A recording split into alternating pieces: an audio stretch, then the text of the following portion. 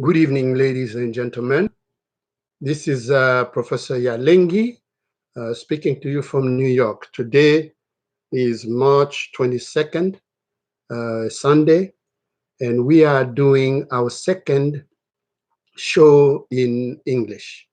As I promised last week when we did the introduction, I'm coming today for us to continue to communicate, because the country of the Democratic Republic of Congo, or sometimes we call it Congo Zaire, to differentiate it from Congo Brazzaville, which is French Congo. That country is under occupation by Rwandan of Paul Kagame, by Rwandans of Paul Kagame's government. And that's going back to officially 2001. So today, I'm coming to follow up on the show we did last week. So today is going to be the second show in English. And I'm doing that. I've been saying when I do the show in Lingala that I'm doing it in the name of Jesus Christ, my Lord and Savior, who protects me, who keeps me, who strengthens me, who gives me the courage to come to speak up. Because Paul Kagame's Rwandans and his Trojan horse in the Congo by the name of Hippolyte Kanambe, who everybody calls Joseph Kabila, they have been trying to kill me and to kill every Congolese who's been speaking up about what Rwanda has been doing in the Congo. And so today we are going to speak about the first and most important topic if you want to understand Paul Kagame's Rwanda and what they've been doing.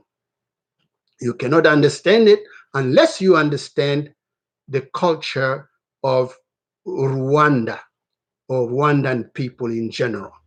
Okay, because as I said last week, and I gave you all homework as we who preach or who teach, who lecture, we usually give students homework.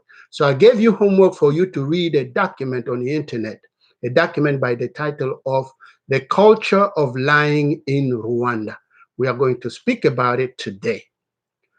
However, before I introduce the topic, I would like to make a clarification. I would like to clarify some things, a few things, because most of you are seeing me for the first time. Most of you are knowing me for the first time. Most of you English-speaking people are discovering me for the first time. But I have been in the American political realm as far as Africa since the 1993-94, when I was elected president of the movement that it was called the movement then, called UDPS, the Union for Democracy and for Social Progress. In French, UDPS, l'Union pour la démocratie et le progrès social. This was a movement that started out during the time when Congolese people came together.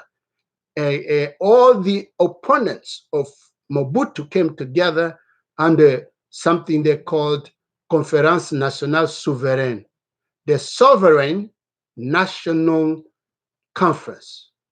In the early 1980s, which had an intention to bring democracy to the Congo, and then called Zaire under Mobutu.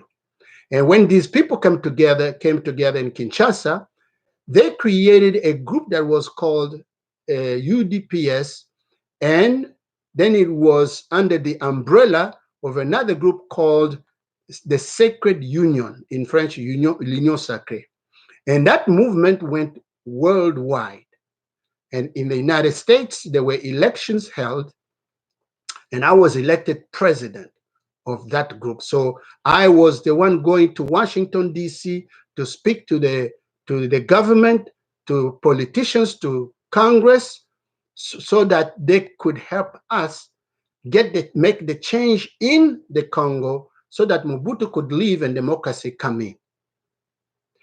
Before that, I am the one who translated the last work or book of a Senegalese scholar by the name of Sheikh Anta Diop. That book, titled in English, Civilization or Barbarism, an Authentic Anthropology. I translated, I was then working under the Black Studies Department at City College here in New York City. Dr. Leonard Jeffries was the chairperson of that department, and we were working under him, teaching and doing work for the Black Studies Department. Under him, I translated that book, Civilization or Barbarism. Then it was published now by Chicago Review Press.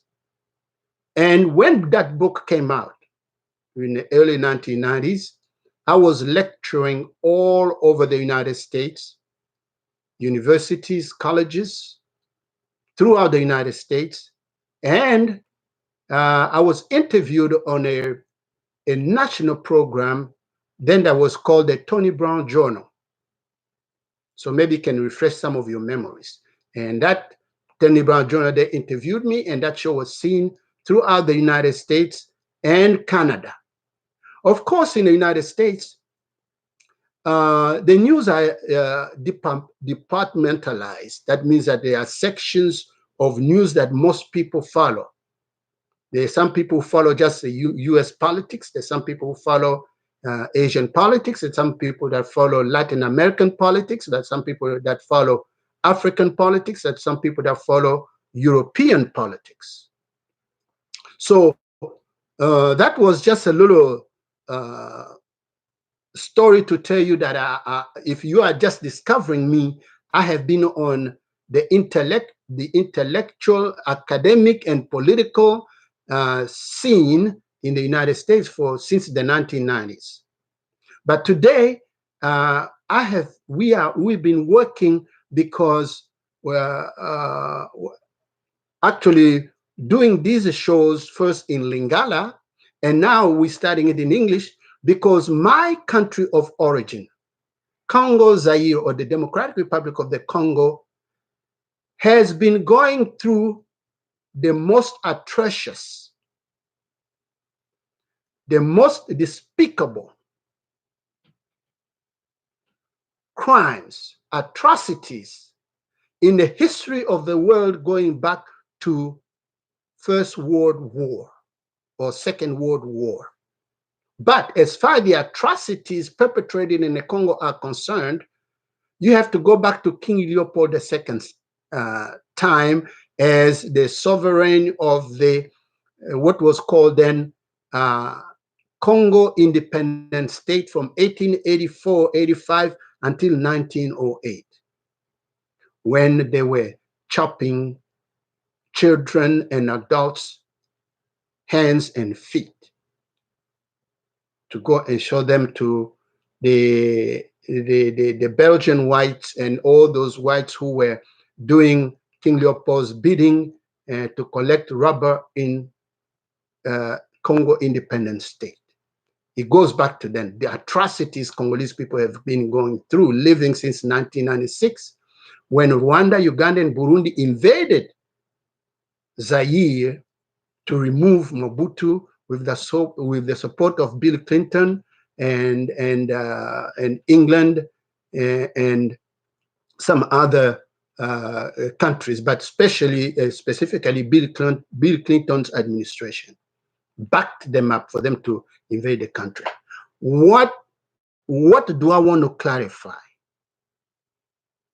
I want to clarify a comment that I received after I did the introduction, the first show, from an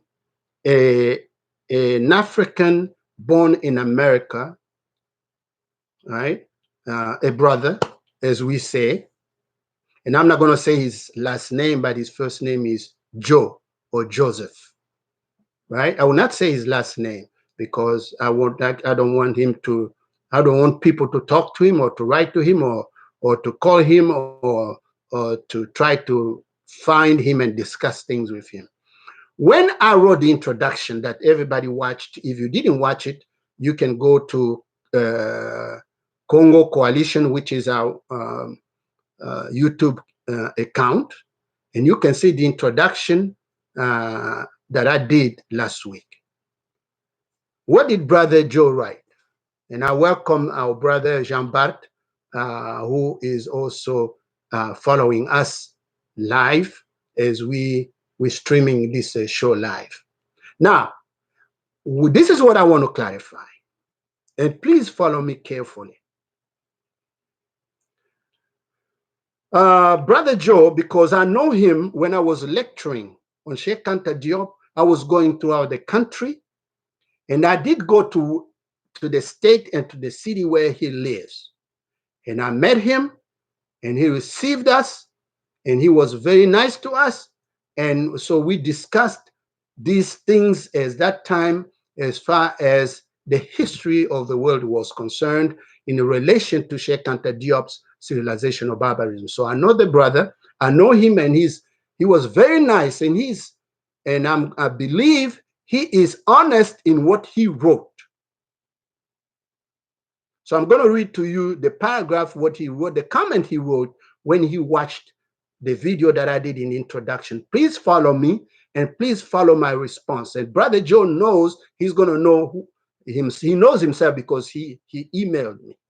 Okay, so Brother Joe wrote this after he watched the show that I did in English, the introduction. He says, "Professor, you seem to hate Kagame more than Leopold II.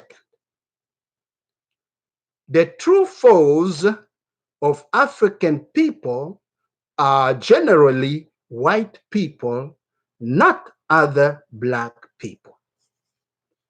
That was a comment by Brother Joe. I'm going to repeat, it's just one paragraph. He said, "Professor, you seem to hate Kagame more than Leopold II. The true foes of African people are generally white people, not other black people." That is Brother Joe's comment.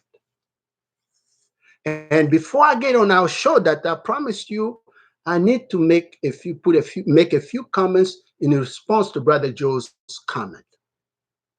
And Brother Joe and anybody who believes or thinks what Brother Joe wrote, I'm going to say this. That, and I'm glad that Brother Joe said generally, he said, the true foes of African people are generally white people. He did not say that the true foes of African people are white people. He said generally. So, Brother Joe, if you say generally, that means that there are black people who can be foes of other black people. There are African people who can be foes of other African people. Because when you say generally, there are always exceptions. Just like, and Brother Joe, you and I know this, and everybody who's following know this, there are white people who can be foes of other white people, as well as there are white people who can be also foes of black people. So I'm glad as a look at Leopold II and Kagame. You say to you, it seems like I hate Kagame more than Leopold II. Brother Joe, look at the picture that I put at the beginning of this show. I put a picture of a child, a Congolese child, that is whose neck is cut off with a machete by Paul Kagame and his Rwandan people, mostly Tutsis, who had invaded the Congo and who have been doing that and more to Congolese children, to Congolese men, to Congolese women, to Congolese children. Now, Brother Joe, let's look at it from King Leopold II's comparison. If you have read the little book that was written by Mark Twain in 1905, titled King Leopold's Soliloquy. It's a small book, 1905, written by Mark Twain. Most people know Mark Twain as a great writer, and in fact, there's a prize now for comedian. It's a Mark Twain Prize, right? But most people do not know that Mark Twain was involved in the early 1900s in a struggle and a fight to stop King Leopold II from murdering 15 million Congolese in Africa. Mark Twain has never been to Africa, and Mark Twain is not black. Mark Twain wrote the little book, King Leopold's Soliloquy. In that book, 1905, a small book, you find pictures of Congolese children's stumps, both hands and feet, that were being cut off by King Leopold's both white and black agents in the Congo in Africa. How was it being done? Whites or Europeans who had gone there to work for King Leopold II hired black people, some Congolese, some Africans, as far north as Nigeria, as far south as what was called then South Africa, but before it became independent. Belgium or King Leopold II were hiring black people from all over Africa, including Congolese, who were working under these European commandants or supervisors, who will send them out to go collect rubber for free. Every time they used a bullet to kill an animal in a bush for them to eat, they had to bring to these white supervisors a hand or a foot to show that they used it to kill a human being, because they could not waste those bullets on animals. So King Leopold II's people were cutting off stumps, hands and feet of people who were alive. So in Mark Twain's little booklet, when you look at it, you're going to see the photos of these living Congolese children, men, women, without hands, without feet. That is what King Leopold II did, Brother Joe. In addition, Brother Joe, when King Leopold II's white agent start telling these black people they were sending out that, no, you are only killing children, you're not killing men. So white folks, these white servants of Leopold II, told these black people in the Congo, if you kill a man, they want you to cut off his genitals, dry them up, so you can bring them to these white representatives of King Leopold II to show that you also kill men. This is what King Leopold II was doing in the Congo, Brother Joe. Do you know what Paul Kagame has been doing in the Congo, Brother Joe? Have you seen the pictures of what King Paul Kagame's people have been doing in the Congo? Brother Joe, Paul Kagame has been doing worse than King Leopold II's people.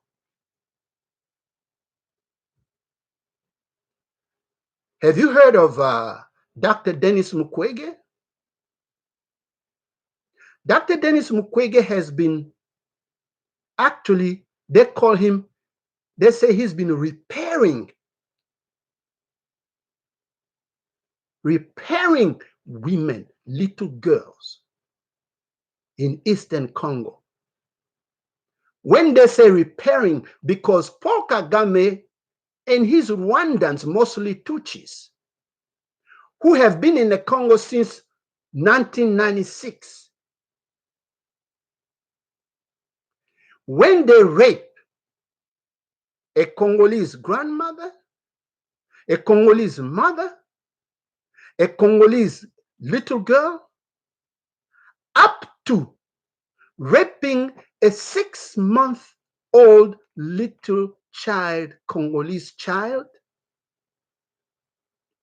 Paul Kagame's Tutsis, Rwandans, will take a weapon, aim it at the woman, little girl or little child that they just raped, and shoot her through her genitals. Brother Joe. Including 6 months little African girl, Congolese girl. Brother Joe, you haven't seen the pictures that we see, that I have been seeing since at least 2000, when I published my first book on what's happening in the Congo. The title of that little book is still, you can buy it from Amazon. It's called Genocide in the Congo. In the name of Bill Clinton and of the Paris Club and of the mining conglomerates, so it is. Brother Joe, have you read that little booklet? Since then, Brother Joe, hundreds of thousands of Congolese women, grandmothers, young girls, little female babies have been gang raped by Rwandan, mostly Rwandan Tutsis in the Congo, and killed and mutilated. And Dr. Denis Mukwege, that I just asked you if you know him, he just won a Nobel Peace Prize because of the work he's been doing on repairing, fixing these women, these little girls, Brother Joe. And you're saying, I hate Kagame more than Leopold II? Brother Joe, you are a Christian. You are a Christian, Brother Joe. Evil has no color, Brother Joe. Just like good has no color. Evil has no color, Brother Joe. Just like good has no color.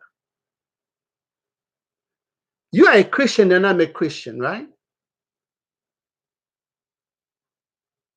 In 2 Corinthians chapter 6, beginning in 14 to 18, just for 14, the question is asked, what do righteousness and wickedness have in common? Or in King James Version say, what does wickedness have to do with, what does righteousness have to do with wickedness? Brother Joe. Or what fellowship is there between light and darkness? Or what harmony is there between Christ and Belial and Satan? Brother Joe, Leopold II and Paul Kagame represent wickedness, regardless of whether Leopold II is white, Kagame is black. Both represent wickedness.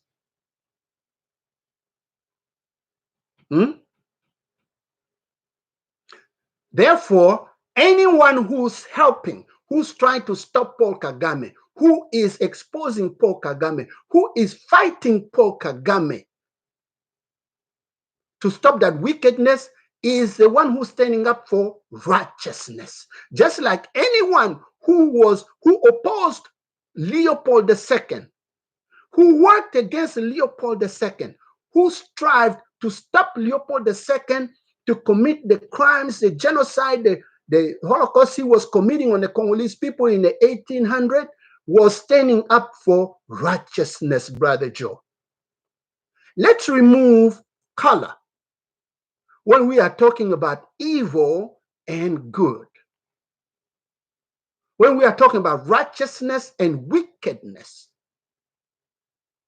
Brother Joe, do you know who worked so hard to stop Leopold II's genocide of 15 million Congolese people in Africa? Do you know his name, Brother Joe? Do you know his name? His name is Edward Dini Morel. And he's not black. He's not African. And he never set his foot in Africa, Brother Joe. Here in America, we can name two of them. Mark Twain is neither African nor black. Mark Twain. Indeed, as we said, righteousness has no color and wickedness has no color, because Mark Twain worked with Booker T. Washington. And Brother Joe, you know Booker T. Washington. They worked together to stop King Leopold II in Africa. Booker T. Washington never set foot in Africa. Mark Twain never set foot in Africa.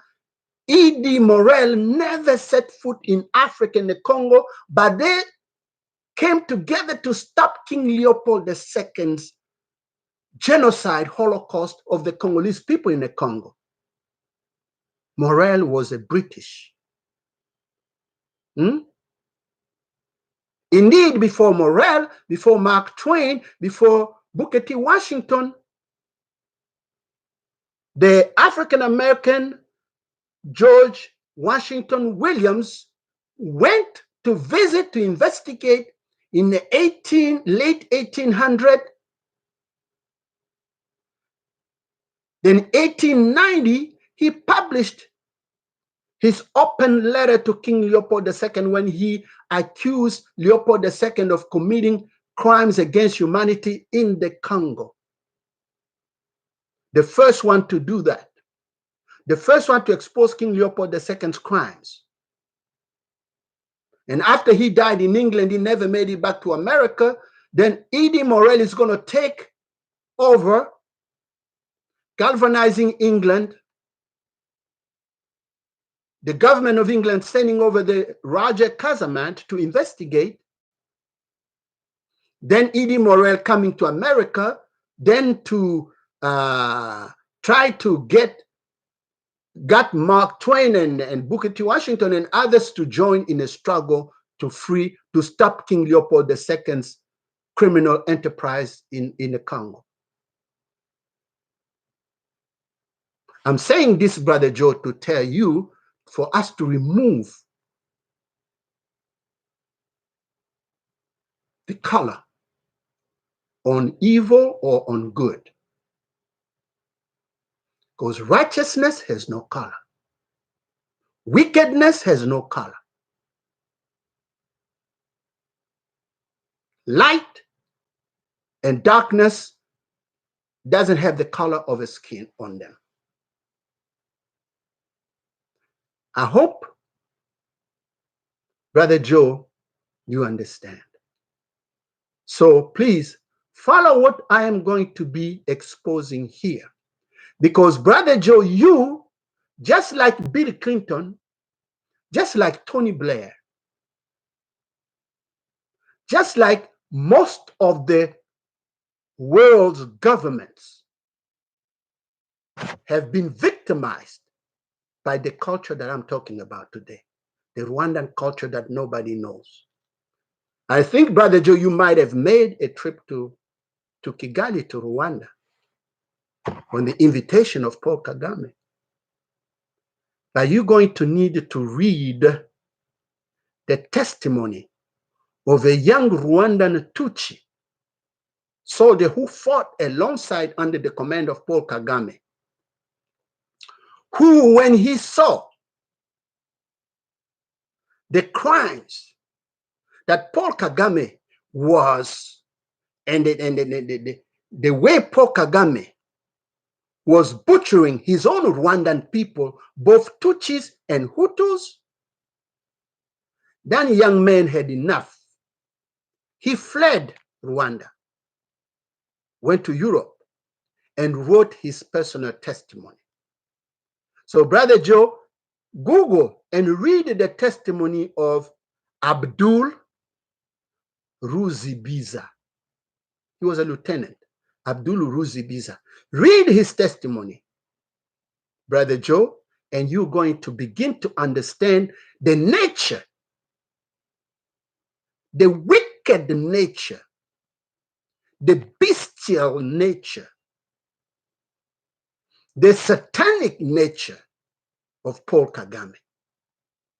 Read Abdul Ruzibiza's testimony. And Paul Kagame sent his people, follow this young man all the way to Europe to kill him. So let's get back to our show, because I really don't want to make it too long, Brother Joe. But I wanted to clarify that, and I want you to really follow what I am going to say today. It's going to be the first part, because this culture of Rwanda is so primordial, so important, so fundamental, that unless you understand Rwanda's culture, you will not understand what has been going on in the Great Lakes. Because what you think you know is just a mirage.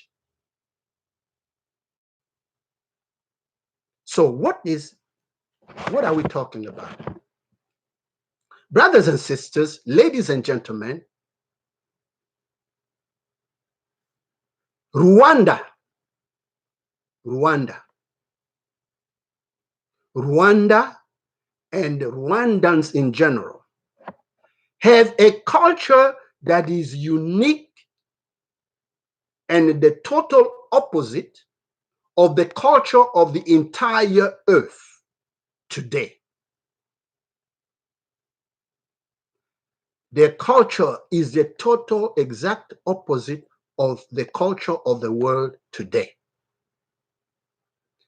And that culture is called, in their language, UBWENGE. UBWENGE. UBWENGE. What is UBWENGE, ladies and gentlemen? What is that culture? I gave you all the homework to read the document that is on internet that was written by a Rwandan who is now in France, because if he were in Rwanda, he would have been dead already. Just like you heard, Paul Kagame just killed this young Rwandan Tutsi, a survivor of the genocide of 1994, who was born again, believed in the truth of Jesus Christ, believed in peace and reconciliation between Tutsis and Hutus, because they are all Rwandans, which Paul Kagame does not believe. But this young man, Christian Kizito Mihigo, because he sang, praised God, praised Jesus Christ, and said, we are all Rwandans, we need to reconcile Hutus and Tutsis, Paul Kagame killed him in Rwanda, in Kigali. Not inside Kigali, but in Rwanda. I have an article on my blog about this young man. So Paul Kagame and Rwanda, beside, or let's say, Yeah, beside those few exceptions like Kizito Mihigo, who was saved by Christ, born again, and then therefore he had to reject the culture of his people. Most all Rwandans practice this UBWENGE, this culture. That's why I ask you to read Culture of Lying in Rwanda by Gaspard Musabimana, because he defined this culture. I'm going to read to you the translation in English, which you also should have read if you did your homework.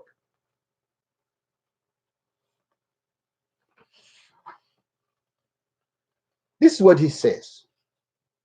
The culture of lying or telling lies called UBWENGE is, in Rwanda, an undeniable cultural fact. Then he says this.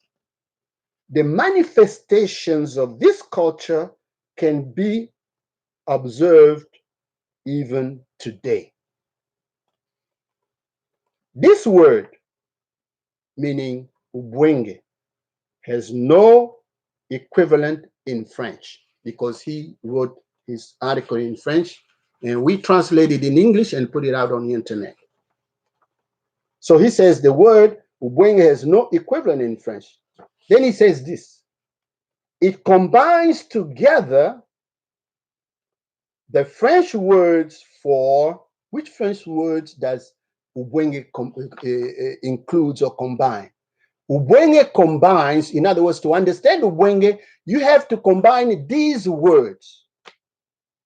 The French words for intelligence, for lies, for cunning or deviousness, for shrewdness, for duplicity, for concealment, and for treachery.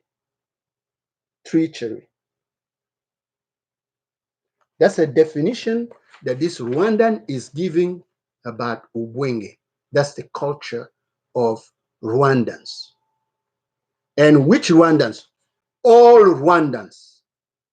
Mostly Tutsis, but he says Hutus also had to use it. Last week, I told you that there was a German, because remember, Rwanda, Burundi, and today's Tanzania were all part of the German colony of East Africa, right? From 1884 until 1919.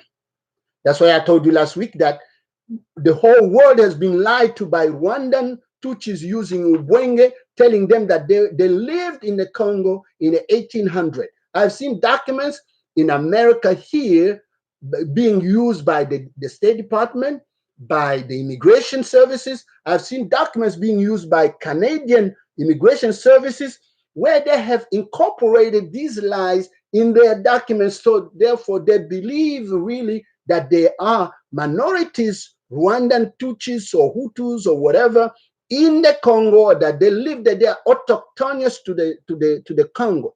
They do not, because they were part of, with Tanzania, of Germany's East African colony. There were never Rwandan Tutsis in the Congo from the 1800s until 1919, when Germany lost First World War in 1918, and then they took away from Germany all its colonies and divided them amongst the other colonial powers, who had therefore to administer these territories, not colonize them, but administer them. Anyway, so this is the definition that this Rwandan is giving to their culture, UBWENGE. UBWENGE includes what? The word for intelligence, lies, cunning, deviousness, shrewdness, duplicity, concealment, and treachery. treachery. Okay? And then he says this because Musabimana wrote this. He said, the German by the name Richard Kant, who was a German explorer who became in 1909 the imperial resident of Germany's East African colony, what was called then Dutch Ostafrika in German, which comprised today's Tanzania, Rwanda, and Burundi. Then the little kingdom called Rwanda Urundi, right? I told you last week, studied and wrote about UBWENGE in his 1921 book titled Kaput Nili. It's in German, right? He discussed in this book how Rwandans are taught to lie. So when we say lying or the culture of lying, keep in mind that we're not talking about just telling lies. We are talking about everything that I read to you that this Rwandan defined, right? Intelligence, rules. In fact, Rwandans themselves, Rwandan scholars, they call their culture a science.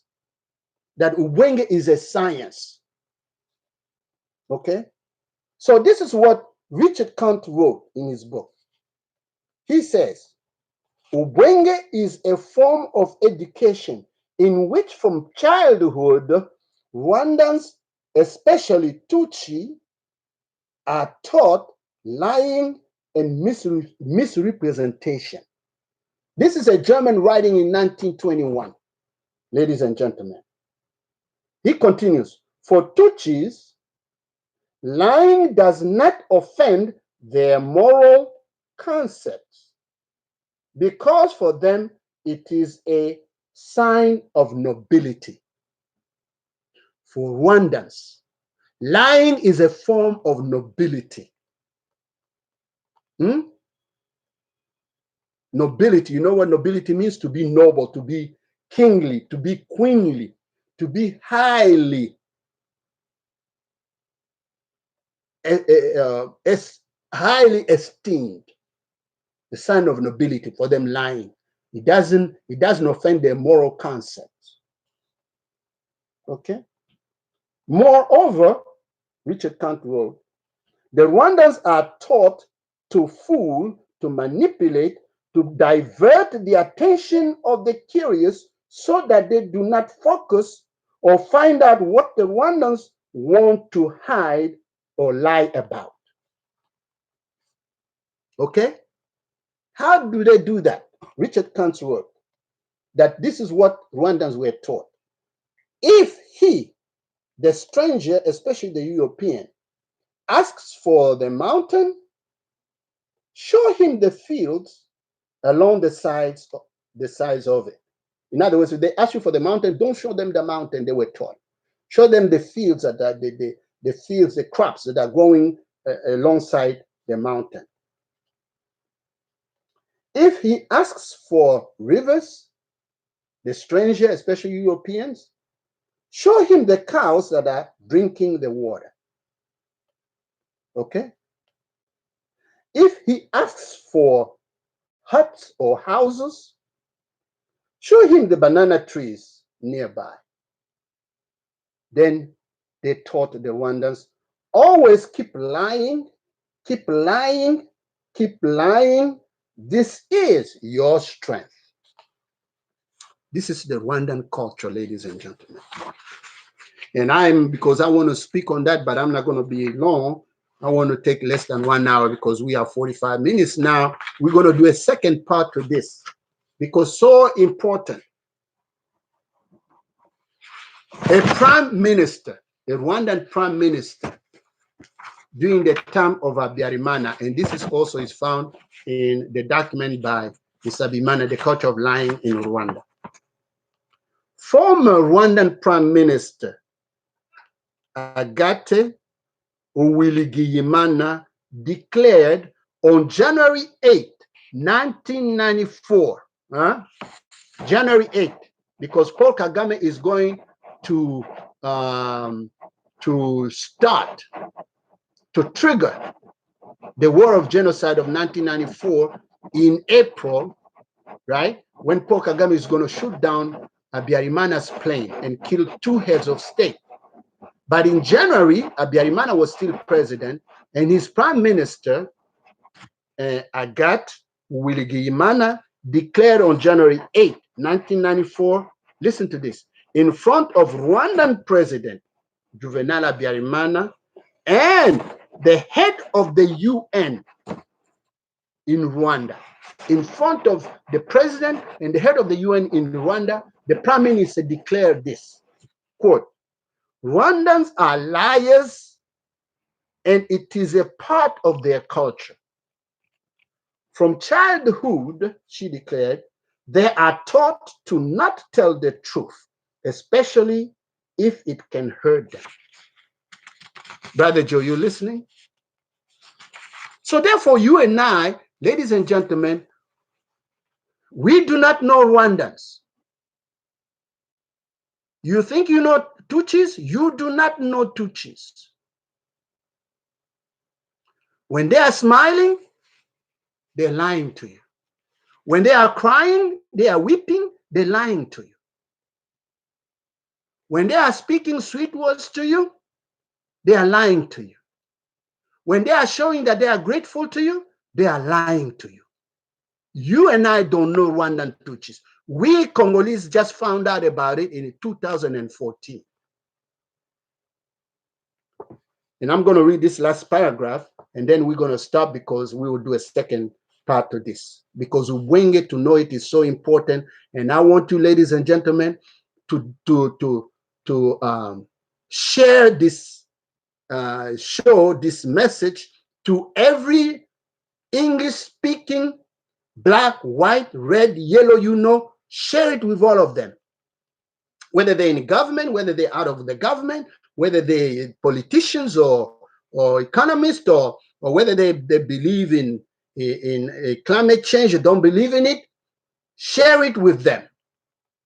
Because the world needs to wake up to who Rwandans, Paul Kagame's Rwandans are, especially Rwandan Tutsis. This is, I'm going to read this also by a Rwandan Tutsi who wrote this. The Rwandan Catholic priest, a Rwandan Catholic priest even boasted about the superiority of Rwandan UBWENGE over what he termed European intelligence of the books. A Rwandan priest. See,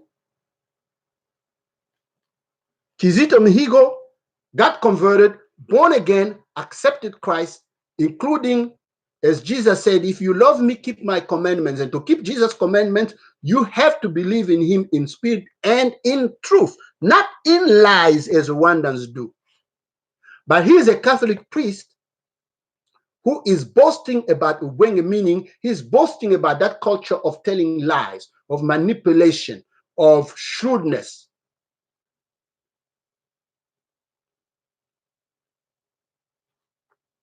This is what he wrote. I'm reading a quote from, again, documented by Musabimana that I ask you to read. If the Mutuchi, meaning that's a singular for a Rwandan Tutsi, if the Mutuchi acknowledges the Europeans' abilities in the technical field, such as electricity, physics, mathematics, etc., if the Mutuchi acknowledges the Europeans' intelligence of the books that they called in Kinyarwanda UBWENGE bwo mu gitabo, the Mutuchi, listen to this, deplores the European lack of craftiness of the spirit.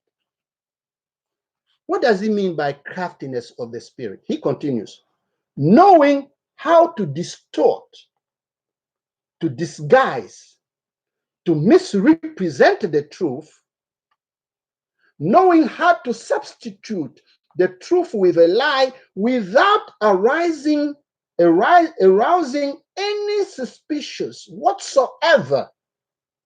This is a science that the European lacks, and the Mutuchi is proud to possess. The genius of the intrigue, The art of lying are, in the eyes of the Mutuchi, art forms that he prides himself of being really good at. This is proper to the Mutuchi, and by contagion and by defensive reflexes, proper to every Rwandan. You know who wrote this? A priest by the name of Stanislas Bushahija. He wrote it in 1958. You know what you heard what he's calling UBWENGE, a science they are proud to possess. I'm going to stop there for today. We're going to do a second part to UBWENGE next week. But the reason why we are going to study this, ladies and gentlemen, because, and next week we're going to read what another Rwandan Tutsi by the name of Antoine Nietera wrote, because he's going to tell us what happened in 1993 when America, Canada, the European put together all this money for Rwandan Tutsis who were rebels coming out of Uganda, being led by Paul Kagame. They said they wanted to negotiate peace with Habyarimana's government, the elected government of Rwanda in Arusha, in Tanzania. Then, Antoine Yetera writes, Paul Kagame's Rwandans, Tutsis, RPF, Rwandan Patriotic Front, and his army, they lied to Bill Clinton, to the international community, to the United Nations, and to everybody who put together all these monies, funds, for them to try to bring peace between Paul Kagame and the Rwandans who remained in Rwanda, of being led by Habyarimana. We are going to read that, and we're going to talk about that next week. Because out of that, since then, Paul Kagame has continued to commit his crimes while all these powers, American, Canadian, Europeans, the United Nations, have been lied to, have believed those lies, and therefore whatsoever crimes Paul Kagame has committed until today, the UN, where Paul Kagame has infiltrated his agents, America, where Paul Kagame has infiltrated his agents in the US government, Canada, all over the world, they have believed these lies and they stay away from condemning Paul Kagame in spite of the crimes he's been committing both in his own country and in Central Africa, especially in DRC. Not only that, including killing his own Tutsi people, like he killed this young man, Kizito Mihigo. He's been following even these Rwandan Tutsis who fought alongside him. South Africa, Europe, all over the place. Not only that, Paul Kagame is even trying to kill foreign nationals because they write books about the truth of what he has done in Rwanda and in the DRC. And we're going to talk about that next week. So, ladies and gentlemen, please, I'm going to just send you back to the document by Gaspard Musabimana. If you didn't read it yet, please go to the internet, type The Culture of Lying in Rwanda by Gaspard Musabimana. Please read it. The people that I just quoted from, this is coming from Paul Kagame. Rwandans UBWENGE, that Musabimana wrote about. So that document that I'm asking you to read again, all this is coming from there. So I'm going to stop here so that we don't go beyond 1 hour, and we'll do a second part next week. So ladies and gentlemen, brothers and sisters, Those of you who love justice, who love the truth, who love righteousness, I want you to study along with me about the culture of lying in Rwanda, because the whole world has been lied to by Rwandan Tutsis, especially under Paul Kagame, going back to the 1996, actually going back to the 1903. So we're going to talk about it. Next week, we will do a second part. Let's fight for justice. Let's fight for the truth. Let's fight to stop this monster who is Paul Kagame and all these crimes he's been committing. Ugandans killing his own people, Rwandans, since they started this in Uganda, killing Rwandans, both Tutsis and Hutus, and even today, going after Tutsis who have run away from him because of his criminal nature, of his bestial nature, of his satanic nature. Tutsis, friends of his who fought alongside him, are running away, trying to hide from him. He's sending his assassins after them. Jesus is protecting us. And Rwandans, Paul Kagame, has to be stopped by the power that is in the name of Jesus Christ. We are going to help stop him. But first we have to expose him. Ladies and gentlemen, I'm going to stop there. This is Professor Yalengi, and we'll see you next week. Please share this show to everybody you know. And by the way, let me give some information. The account is Congo Coalition on YouTube. Now, we have a number, a phone number that we use on WhatsApp. If you want to write to us, if you want to ask us questions, if you want to make comments, please write to us, okay? The number is area code 929-800-0153. That's our WhatsApp number, 929-800-0153. And please stand up for the truth, stand up for justice, stand up against the atrocities being committed by Paul Kagame, both in his own country and in the DRC and all over the world. See you next week.